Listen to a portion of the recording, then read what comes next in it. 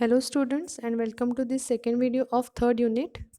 In today's video we are going to start a very important method of minimizing any boolean expression that is called as K-map or Karnaugh map. Pay very attention to this video and it is very important method because henceforth we will use this method and we will simplify many circuits on this method.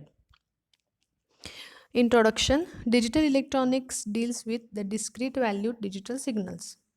Discrete म्हणजे काय तर दोनच value आपण digital सिग्नल्सला allow करतो, एक तर 0 किंवा 1, logical 0 logical 1 किंवा हाय व्होल्टेज आणि लो व्होल्टेज या दोनच व्हॅल्यूज डिजिटल सर्किट्स किंवा सिग्नल्स घेऊ शकतात.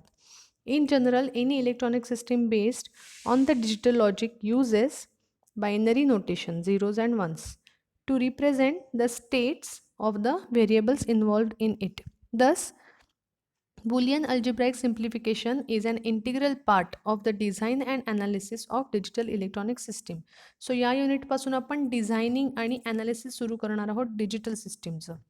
Although Boolean algebraic laws and De Morgan's theorems can be used to achieve the objective, the process becomes tedious and error prone as the number of variables involved increases. म्हणजे जे आपण Boolean अल्जिब्राइक lodge apply करतो, D Morgan's lodge apply करतो, त्यांनी expressions reduce होतात. पण जेव्हा जास्त व्हेरिएबल्स इन्क्लूड असतील त्या केसमध्ये किंवा जर का कॉम्प्लिकेटेड लॉजिक असेल तर त्या केसमध्ये आपल्याला हे एवढं सफिशियंट पडत नाही. आपल्याला दुसरी काहीतरी सिम्प्लिफाईड मेथड यूज करावी लागेल की ज्याच्यामध्ये एक्सप्रेशन्स ही लवकर क्विकली रिड्यूस होतील आणि आपल्याला कमीत कमी हार्डवेअरमध्ये हे एक्सप्रेशन रिअलाइज करता येईल. म्हणून आपण के मॅप यूज करतो. This necessitates the use of suitable, relatively simple simplification technique like that of Karnaugh map or K-map, introduced by Maurice Karnaugh in 1953. So he method आहे ही सिम्प्लिफिकेशनची आहे. A typical K-map. The K-map method of solving logical expressions is referred to as the graphical technique of simplifying Boolean expressions. So आपण Boolean एक्सप्रेशन्सला graphical टेक्निकमध्ये simplify करतो. K-maps are also referred to as 2D truth tables as each K-map is nothing but a different format of representing the values present in one dimensional truth table. आता इथे dimension हा शब्द आपण थोडा वेळ ignore करूया. जे ट्रुथ टेबलमध्ये आउटपुट असतात तीच सगळी आउटपुटच्या व्हॅल्यूज आपण के मॅपमध्ये ग्राफिकल मेथडमध्ये लिहितो, एवढं लक्षात ठेवा. K-maps basically deal with the technique of inserting values of the output variable in cells within a rectangle or square grid according to a definite pattern. म्हणजे ज्या व्हॅल्यूज ट्रुथ टेबलमध्ये आउटपुट व्हेरिएबलच्या आहेत त्याच व्हॅल्यूज आपण रेक्टँगल किंवा square ग्रिडमध्ये लिहितो. The number of cells in the K map is determined by the number of input variables. किती सेल्सचा के मॅप आहे हे डिपेंड करतं किती इनपुट्स आहेत त्याच्यावरती. And is mathematically expressed as 2 raised to the power of number of input variables, that is 2 raised to n, where the number of input variables is n. So आता तुमच्या लक्षात आले की किती सेल्स असणार आहेत के मॅपमध्ये. जेवढी व्हेरिएबल्स असतील त्याला आपण n म्हटलंय. 2 raised to n सेल्स असतील. एक व्हेरिएबल असेल तर 2 सेल्सचा के मॅप असणार. 2 व्हेरिएबल्स असतील तर 2 raised to 2 4 सेल्सचा असणार आहे. See here, thus to simplify logical expression with 2 inputs, we require K-map with 4, that is 2 raised to 2 cells. 4 input logical expression would lead to 16 is equal to 2 raised to 4 called K-map and so on.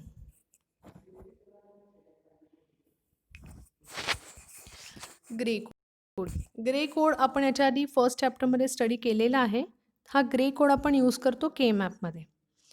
Further each cell within K-map has definite place value, म्हणजे त्यातल्या प्रत्येक सेलला एक प्रत्येक definite value असते. is obtained by using encoding technique known as gray code. A speciality of this code is the fact that adjacent code values differ only by a single bit. म्हणजे के मॅपमधल्या ज्या cells असतात, जर दोन शेजारच्या के मॅपच्या cells बघितल्या तर तो फक्त एका बिटनं वेगळ्या असतील. म्हणजे they differ only by a single bit.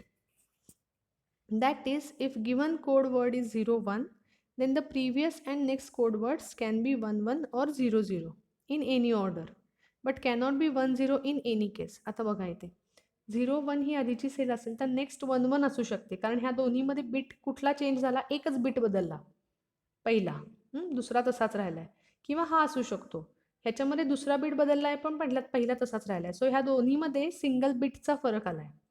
पण जर 10 म्हटलं तर 10 मध्ये दोन्हीही बिट्स बदलतात, तर हे पॉसिबल नाही. येते लक्षात? सो के मॅपच्या सेल्स असतात त्या डिफर करतात शेजारच्या सेल्स, ॲडजसंट सेल्स, फक्त single बिटनेच. In K-map, the rows and columns of the table use gray code labeling, which is in turn represent the values of the corresponding input variables. This means that each K-map cell can be addressed using a unique gray code word. These concepts are further emphasized by a typical 16 called K-map shown in figure 1, which can be used to simplify logical expression comprising of 4 variables A, B, C, D.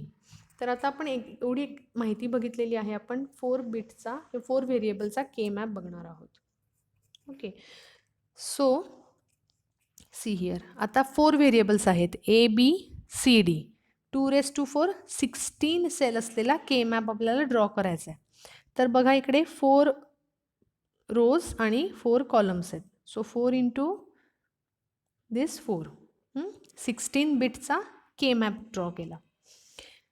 आता ही दोन variables आपण या slanting लाईनच्या खाली लिहिली आहेत, A बी आणि C D slanting लाईनच्या वर लिहिली आहेत. तर ह्या दोघांचा पॉसिबल कॉम्बिनेशन 0 0 0 1. आता इथे 1 1 येतो डायरेक्टली, 1 0 येत नाही. कारण का? आपण आत्ताच बघितलं 0 1 नंतर 1 0 आला तर दोन्हीही बिट्स बदलावी लागतात. पण के मॅपच्या ॲडजसंट सेल्स सिंगल बिटनी डिफर करतात. एकच बिट बदलू शकतो, 2 एकदम नाही बदलू शकत. हा ग्रे कोड असतो, राईट? सो म्हणून 0 1 नंतर 1 1 येतो आणि मग 1 0. सो 4 पॉसिबल कॉम्बिनेशन्स आपण इकडे घेतली, फक्त सिक्वेन्स थोडासा बदलला. इथेच बघा 0 0 0 1 1 1 1 0. So this is Gray code labelling for the rows, this is Gray code labelling for the columns. आता ह्या ज्या 16 सेल्स आहेत त्या प्रत्येक सेलची एक स्वतःची व्हॅल्यू आहे, की कशावरती डिपेंड करते, तर या व्हेरिएबल्सवरती डिपेंड करते. बघा 0 0 0 0 म्हणजे याची व्हॅल्यू आली बायनरी 0. सो या पर्टिक्युलर सेलची व्हॅल्यू आली 0. सिमिलरली 0 0 0 1 हा झाला बायनरी 1. बघा 0 0 1 1 बायनरी 3 आला. तसाच 0 0 1 0 बायनरी 2 आला. जर तुम्ही प्रत्येक सेलचं असंच काढत गेला तर तुमच्या लक्षात येईल की याची व्हॅल्यू आहे 0 1 2 3 4 5 6 7 8 9 10 11 12 13 14 15. ओके, सो ह्या आपल्याला मीन टर्म्सच्या पोझिशन व्हॅल्यूज असलेल्या सेल्स मिळाल्या. It is very simple. तुम्हाला एकदा लक्षात आलं की हे कायम लक्षात राहतं, काहीही डिफिकल्ट नाही आहे. फक्त न्यू मेथड आपण स्टडी करतो आहे म्हणून थोडंसं वेगळं वाटू शकतं, पण याच्यात डिफिकल्ट काही नाही आहे. It is very easy. So लक्षात आलं आहे, व्हेरिएबल्स जितके असतील 2 तो नंबर करून तेवढ्या सेल्स आपण ड्रॉ करतो के मॅपमध्ये. त्याच्यात त्या व्हेरिएबल्सचं कॉम्बिनेशन आपण लिहितो ग्रे कोडमध्ये आणि त्या प्रत्येक सेलची व्हॅल्यू असते ती आपण कॉर्नरमध्ये लिहून घेतो. ठीक आहे, so we go to next slide. Here the rows and the columns of are labeled using 2-bit gray code shown in the figure, which assigns definite address for each of its cells. For example, gray colored cell on K-map can be addressed using code word 0101, which is equivalent to 5 in decimal. तुम्ही परत मागच्या डायग्राममध्ये जाऊन बघू शकता. Grey आहे तिचा value आहे 5. Corresponds to input variable combination A bar B C bar D. आता हे जे रिप्रेझेंटेशन आहे ते आहे इकडे बघा, हे आहे सॉफ्ट फॉर्म. 0101 0 साठी बार यूज करायचा, 1 साठी तेच व्हेरिएबल यूज करायचं. पहिलं 0 आहे म्हणून ए बार, 1 आहे म्हणून बी, 0 आहे म्हणून सी बार, 1 आहे म्हणून डी. सो या सेलला आपण जर का एक्सप्रेशनमध्ये रिप्रेझेंट करणार असो तर कसं लिहिणार, ए बार बी सी बार डी. हे आहे सॉफ्ट फॉर्ममध्ये. आणि पॉस्ट फॉर्ममध्ये राहायचं असेल तर आता रिप्रेझेंटेशन उलटं होतं, राईट? 0 साठी आपण तेच व्हेरिएबल घेतो आणि 1साठी बार घेतो आणि इथे मल्टिप्लाय न करता आपण ॲडिशन फॉर्मॅटमध्ये लिहितो. सो यालाच आपण पॉज फॉर्ममध्ये कसं रिप्रेझेंट करतो, A plus B bar plus C plus D bar, right. Okay.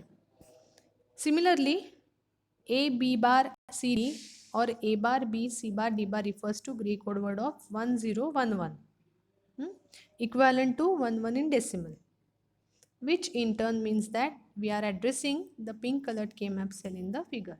So असा आपण प्रत्येक सेलमधल्या व्हॅल्यूला याच फॉर्मॅटमध्ये रिप्रेझेंट करू शकतो.